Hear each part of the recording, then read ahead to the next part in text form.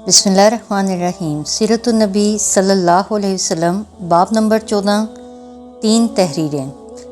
आप सल्लल्लाहु अलैहि वसल्लम की उम्र 35 साल हुई तो मक्का में ज़बरदस्त सैलाब आया। कुरैश ने सैलाब से महफूज रहने के लिए एक बंद बना रखा था, मगर ये सैलाब इस कदर ज़बरदस्त था कि बंद तोड़कर काबा में दाखिल हो गया। पानी के ज़बरदस्त रेले और पानी के अंदर जमा होने की वजह से काबे की दीवारों में शगाफ पड़ गए। इससे पहले एक मर्तबा ये दीवारें आग लग जाने की वजह से कमज़ोर हो चुकी थीं, और ये वाक़या इस तरह हुआ था कि एक मर्तबा कोई औरत काबे को धूनी दे रही थी कि इस आग में से एक चिंगारी उड़कर काबे के पर्दों तक पहुंच गई। इससे पर्दों को आग लग गई और दीवारें तक जल गईं। इस तरह दीवारें बहुत कमज़ोर हो गई थीं। यही वजह थी कि सैलाब ने इनको कमज़ोर दीवारों में शगाफ कर दिए। सैयदना इब्राहीम अलैहिस्सलाम ने काबे की जो दीवारें उठाई थीं वो 9 गज़ ऊंची थीं। इन पर छत नहीं थी। लोग काबे के लिए नजराने वगैरह लाते थे। ये नजराने कपड़े और खुशबुएं वगैरह होती थीं। काबे के अंदर जो कुआं था, ये सब नजराने इस कुएं में डाल दिए जाते थे। कुआं अंदरूनी हिस्से में दाएं तरफ था। इसको काबे का ख़जाना कहा जाता था। काबे के ख़जाने को एक मर्तबा एक चोर ने चुराने की कोशिश की। चोर कुएं ही में गिर गया। इसके बाद अल्लाह ताला ने इसकी हिफाजत के लिए एक सांप को मुकर्रर कर दिया। ये सांप कुएं की मुंडेर पर बैठा रहता था, किसी को ख़जाने के नज़दीक नहीं आने देता था। कुरैश भी इससे खौफज़दा रहते थे। अब जब के काबे की दीवारों में शगाफ पड़ गए और नए सिरे से इसकी तामीर का सिलसिला शुरू किया गया, तो अल्लाह ताला ने एक परिंदे को भेजा। वो इस सांप को उठाकर ले गया। ये देखकर कुरैश के लोग बहुत खुश हुए। अब उन्होंने नए सिरे से काबे की तामीर का फ़ैसला कर लिया और प्रोग्राम बनाया कि बुनियादें मजबूत बनाकर दीवारों को ज़्यादा ऊंचा उठाया जाए। इस तरह दरवाज़े को भी ऊंचा कर दिया जाएगा ताकि काबे में कोई दाखिल ना हो, सिर्फ वही शख्स दाखिल हो जिसे वो इजाज़त दें। अब उन्होंने पत्थर जमा किए। हर कबीला अपने हिस्से के पत्थर अलग जमा कर रहा था। चंदा भी जमा किया गया। चंदे में उन्होंने पाक कमाई दी, नापाक कमाई नहीं दी। मसलन तवाइफों की आमदनी, सूद की कमाई, दूसरों का माल गस्ब करके हासिल की गई दौलत चंदे में नहीं दी गई, और पाक कमाई उन्होंने बिला वजह नहीं दी थी। एक ख़ास वाक़या पेश आया था जिससे वो इस नतीजे पर पहुँचे थे कि इस काम में सिर्फ पाक कमाई लगाई जाएगी। वो वाक़या यूँ था कि एक कुरैशी सरदार अबू वहाब उमरू बिन आबिद ने जब ये काम शुरू करने के लिए एक पत्थर उठाया तो पत्थर उसके हाथ से निकलकर फिर उसी जगह पहुंच गया जहां से उसे उठाया गया था। इस पर कुरैशी हैरान और परेशान थे।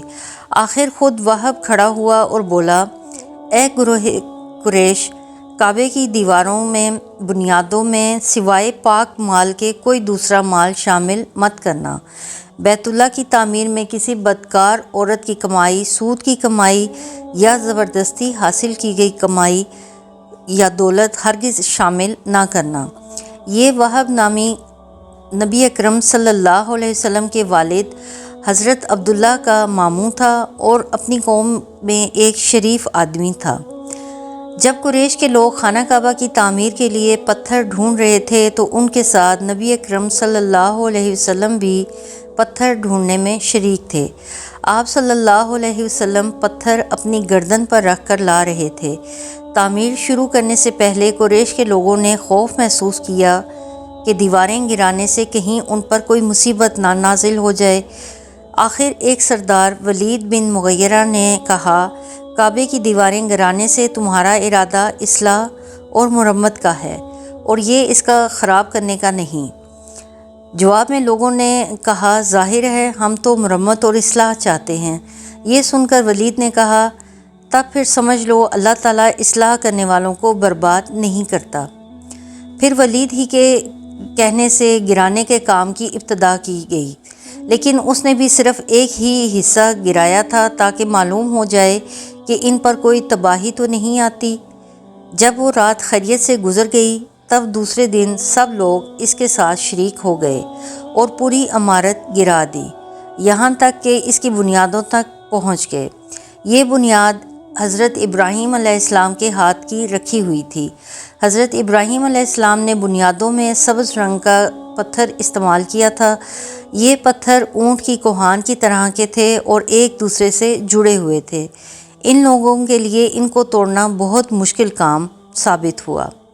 دائیں کونے کے نیچے سے قریش کو ایک تحریر ملی۔ وہ تحریر سریانی زبان میں لکھی ہوئی تھی۔ انہیں سریانی زبان نہیں آتی تھی۔ آخر ایک یہودی کو تلاش کر کے لایا گیا۔ اس نے وہ تحریر پڑھ کر ان کو سنائی۔ تحریر یہ تھی: میں اللہ ہوں مکہ کا مالک، جس کو میں نے اس دن پیدا کیا جس دن میں نے آسمانوں اور زمین کو پیدا کیا، جس دن میں نے سورج اور چاند بنائے۔ میں نے اس کو یعنی مکہ کو 7 فرشتوں کے ذریعے گھیر دیا ہے۔ اس کی عظمت اس وقت تک ختم نہیں ہوگی جب تک کہ اس کے دونوں طرف پہاڑ موجود ہیں۔ ان پہاڑوں سے مراد ایک تو ابو قیس پہاڑ ہے جو کہ صفا پہاڑی کے سامنے ہے، اور دوسرا قیقان پہاڑ ہے جو مکہ کے قریب ہے۔ اس کا رخ ابو قیس پہاڑ کی طرف ہے، اور یہ شہر اپنے باشندوں کے لیے پانی اور دودھ کے لحاظ سے بہت بابرکت اور نفع والا ہے۔ یہ پہلی تحریر تھی۔ دوسرا مقام ابراہیم سے ملی۔ اس میں لکھا تھا: مکہ اللہ تعالیٰ کا محترم اور معظم شہر ہے۔ اس کا رزق 3 رستوں سے اس میں آتا ہے۔ یہاں 3 راستوں سے مراد قریش کے 3 تجارتی راستے ہیں۔ ان راستوں سے قافلے آتے جاتے تھے۔ تیسری تحریر اس سے کچھ فاصلے سے ملی۔ اس میں لکھا تھا: جو بلائی بوئے گا لوگ اس پر رشک کریں گے، یعنی اس جیسا بننے کی کوشش کریں گے، اور جو شخص رسوائی بوئے گا وہ رسوائی اور ندامت پائے گا۔ تمام برائیاں کر کے بھلائی کی آس لگاتے ہو۔ ہاں، یہ ایسا ہی ہے جیسے کیکر یعنی کانٹے دار درخت میں کوئی انگور تلاش کرے۔ یہ تحریر کعبے کے اندر پتھر پر کھدائی ہوئی ملی۔ کعبے کی تعمیر کے سلسلے میں قریش کو پتھروں کے علاوہ لکڑی کی بھی ضرورت تھی۔ چھت اور دیواروں میں لکڑی کی ضرورت تھی۔ لکڑی کا مسئلہ اس طرح حل ہوا کہ ایک جہاز عرب کے ساحل سے آ کر ٹکرا گیا۔ آج اس مقام کو جدہ کا ساحل کہا جاتا ہے۔ یہ پہلے یہ مکہ کا ساحل کہلاتا تھا، اس لیے کہ مکہ کا قریب ترین ساحل یہی تھا۔ ساحل سے ٹکرا کر جہاز ٹوٹ گیا۔